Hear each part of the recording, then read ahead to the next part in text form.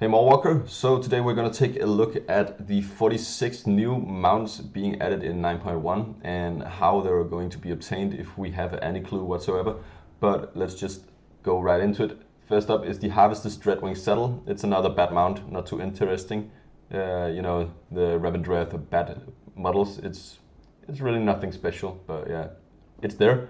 Next up is the Morsworn Charger's Reigns. Now this one is fucking amazing. And it's gonna come from achievements inside of Torghast, so there's probably gonna be like an achievement list with 10 different achievements or something, where you have to do different stuff in Torghast, probably just complete it a lot of times and do some, hopefully there's like do some funny stuff, like do it with specific powers, but yeah, that's that.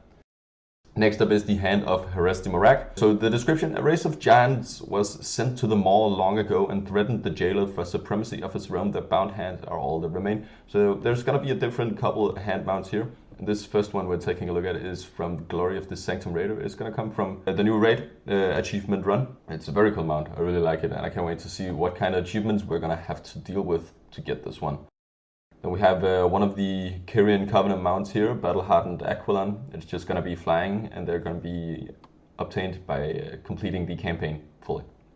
Then we have the Broker Disc. Brokers of all types use these glides to travel around, blah blah blah. It's probably going to be from hard mode Tazavesh. They have talked about that they're going to implement a hard mode. So one of these, there's 3 models I think, and one of them are probably going to be from the hard mode, yeah.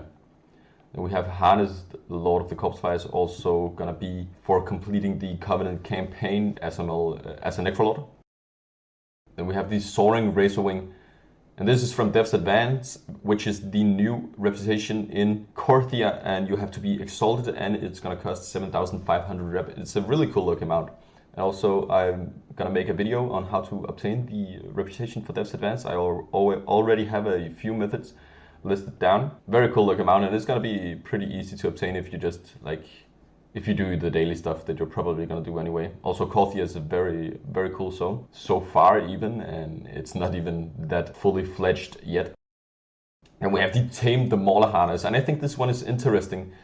The description says, when it comes to taming Devourers, all it takes is a little anima and a lot of patience and a lot of healing potions. So I'm suspecting that this one is going to be maybe like Sundance, where it's a rare spawn and you find it and then you're going to ride it and soothe it or tame it, and you're going to use anima. Like the patient stuff is like you have to wait for it or find it at the right spot, and then a lot of healing potions, like it's going to deal damage to you as you ride it, and if you die you're just going to fall off. But yeah, very interesting to see how this one turns out. It is not in the game as of yet. Next up, the Beryl Shardhide, and this one drops from Dev's Advanced Supplies, which is a Paragon mount. I don't really like the Paragon mounts, but I just hope it's going to have a higher drop chance than the ones in Legion. If it's going to be similar drop chance to the ones from the Wild Hunt and the Undying Army, it's probably going to be fine. It's like, then you only have to do it like 2 or 3 times. But yeah, it's nice. Well, Shahai, I love the models. We have the PvP seasonal mounts. We've seen those. Then we have Vengeance Reigns. This drops from Mythic Sylvanas in the new raid, Sanctum of Domination. Very awesome looking mount, like a sick looking dominated black dragon hawk. Very cool. Next up we have the Hand of Barmet, and maybe we already know how this one is obtained. There is this new event in the Maw, which is called Tormentors of Torghast. It's kind of like the Wrath of the Jailer. Well, it'll be marked on your map and it'll say Tormentors of Torghast, and then you could go there and it's like some new stuff. I don't want to spoil to any of it, but when you kill some of the mobs there, you have a chance to obtaining a little item where it says something about a part of the Ring of Barmet, and you have to collect like 200 to do some stuff. We don't know if you have to do what happens when you get the 200 or if you get the mount just right after you obtain the 200. But yeah, it's probably going to be a bit of a grind, but it's going to be there, and it's going to be funny to see how it works out. Next up we have the Wild Hunt Leg Splitter, and this drops from War Chest of the Wild Hunt, and we have these new assaults in the Maw, which is gonna swap every 3rd day, and you're gonna receive 1 chest every time. So this seems to come from one of the chests from the Night Fae assault in the Maw. And yeah, then the Undying Darkhounds harness, the same thing applies. It's just gonna be from the War Chest of the Undying Army instead. The Gladiator mount, just a lighter version of the current Gladiator mount. And here we have the 2 other Broker Discs.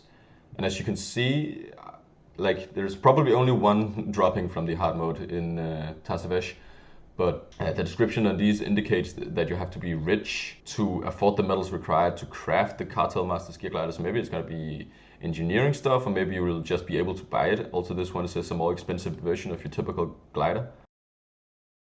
Then we have the Night Fae Covenant flying mounts here. I'm not going to take a deeper look into those, and the Venthyr and the Kyrian and the Necrolord. Here's one we want to see, the Fallen Charger's Reigns. The Charger screams echo across the moor as it continues a never-ending ride across the land, forever looking for escape from the endless torments it has been forced to endure. Source drop Fallen Charger. So this is probably going to be a rare spawn. Maybe like Blanchie, where it just runs in a specific pathing and will stop or like attack if someone attacks it. So that's going to be interesting and probably very hard to find if you're not very lucky, if you're on a populated server. If it's like a 100% drop, but maybe it's just going to be a 1% drop and people are going to make big groups for it and it's going to spawn relatively quickly, but we'll see. It's a very cool mount nonetheless. I hope I'll get lucky with this one. Next up we have two golden hands. I really like that they're golden, but I don't know why they have two exactly the same models. But yeah, that's that. First up is the Hand of Nilganimat. Description: of all giants, Nilganimat threatened Soval the most, the jailer. For this transgression, the giant's hand was put in a state of limbo, and the rings binding it to the Shadow Realm were scattered across the moor. So that is a very big clue as to how to get this mount. It's probably going to be like a secret where you have to go and gather the rings that are binding it to the Shadow Ring, because they're scattered across the moor. So it's going to be like shard labor maybe, where you have to collect like 50 hidden stuff across the moor. It's I hope it's going to be cool. I really like the shard labor one, so I hope this one is going to be similarly awesome to do. And then the Hand of Selangor, it's going to be achievement tied to Korthia and the moor, and we don't know where, how. It's just going to be achievements, maybe like the crab in Nashata. We have to do all sorts of stuff. Then we have some shard hides here. There is no clue as to where to get these just yet. There is no source, but maybe it's going to be a respawn. Maybe it's going to be something else. We don't know. And some Razor Wings, also no source as to how to get these. We have a red model and a purple model, really cool looking mounts as well. Also, they're kind of big when you see your character riding these models. It's really awesome. Then we have the Reins of the Wanderer. This is quite interesting as well. It's a curious and inquisitive doe. She doesn't mean to worry her master, she just gets distracted easily, especially with all the new things to see on Korthia. So it indicates that she's gonna be a lot of places and like looking at stuff in Korthia. Maybe she has a rare spawn master riding on her back, and she'll be like, go different places, and he'll like, I don't know, yell out that, why are you going here, you stupid doe, or something. I don't know. We'll see. Next up is the Fierce Razor Wing. Drops from Dev's Advanced Supplies again, so Paragon mount probably. So there's two Paragon mounts, and I'm just saying it again, I really hope that first of all that you can't get the same one multiple times, and that it has a high drop chance, so we don't have to grind 4 years to get this. Next one is the Soulbound Gloom Chaser's Range Venari Scavenged Supplies. So this seems like also a Paragon mount.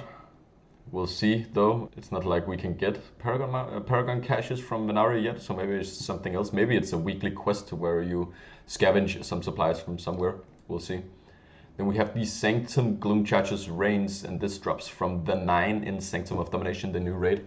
It is the third boss, and it's probably going to be droppable on most difficulties, just like Gmod in Battle for Desire Lore. So yeah, that's pretty nice that people who don't raid Mythic can also get a mount drop from the new raid.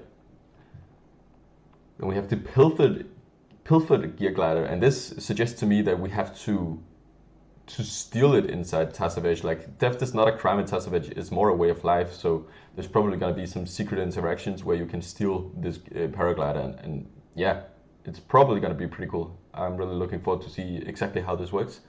Also, it says Pilfered Gear Glider, right? So that's nice. Then we have the Amber Shard Hide, Dev's Advance Revered, costs 5,000 Stygia, so another one of the Shard Hides, and it's going to be easily obtainable, and we already know how, so yeah, that's nice. Last but not least, we have the Illidari Doomhawk. And the description says, once a year a rift in time appears and strange things occur. The Illidari scouts and Doomwalker were quite surprised to find themselves in Tanaris. Dropped from Doomwalker zone Tanaris, and I've been in Tanaris on the PTR and I couldn't find anything. So I think this may be an event that happens when TBC comes out or something, and then on the TBC release date we'll get this event. Maybe it's going to be the 16th of January, which is the original TBC release date. We'll see. That is definitely interesting and can't wait to obtain it. Yeah. That's it for all the mounts of patch 9.1 and what we know about them so far, how to get them. I hope you enjoyed the video. If you want to be notified for a lot of mount content and rep content and other guides relating to patch 9.1, I suggest that you hit the subscribe and bell button, and I'll see you later. Bye.